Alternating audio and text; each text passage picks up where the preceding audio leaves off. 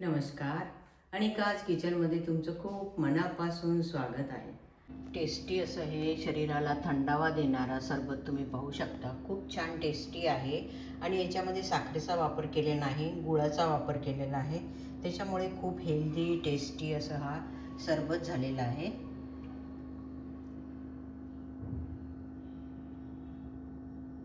हे अर्धा चमचा सब्जा सीड घेतलेले आहे, तुम्ही पाहू शकता. पाण्यामध्ये एक 5-10 मिनिटांमध्ये खूप छान असे फुलतात. आत्ताच फुलायला लागले, तुम्ही पाहू शकता.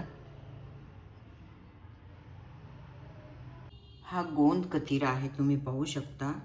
बाजारात गोंद कतिरा या नावाने मिळतो. आणि ह्याचे 3 ते 4 तुकडे घ्यायचे आहे आणि 1 ग्लास पाण्यामध्ये रात्रभर याला भिजत घालायचं आहे,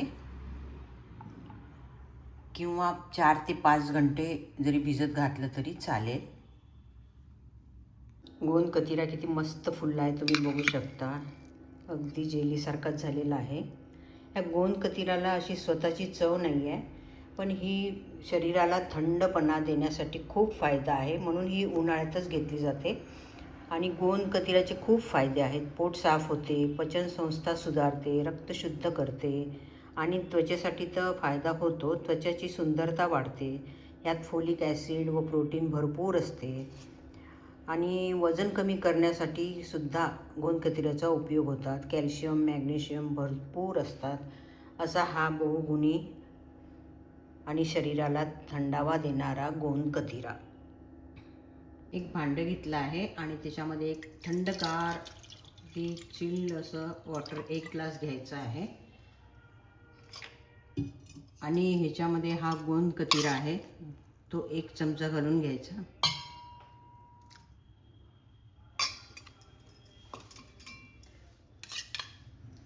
आणि 1 चमचा हे सब्जा सीड आहे हे घालून घ्यायचे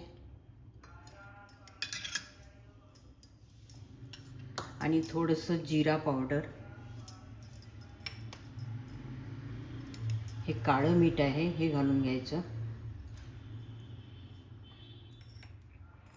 आणि थोडंसं मिरी पावडर, काळी मिरी पावडर. आणि हा गूळ आहे, गूळ 1 चमचा घालून घ्यायचा, 1 ते 1.5 चमचा.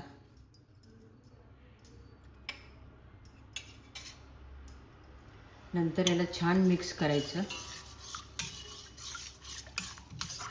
गूळ विरघळेपर्यंत छान मिक्स करायचं. पाणी जर थंड नसेल तर तुम्ही बर्फाचे तुकडे सुद्धा याच्यामध्ये टाकू शकता. आणि हा पुदिना आहे, पुदिनाला थोडंसं तोडून याच्यामध्ये घालून घ्यायचं.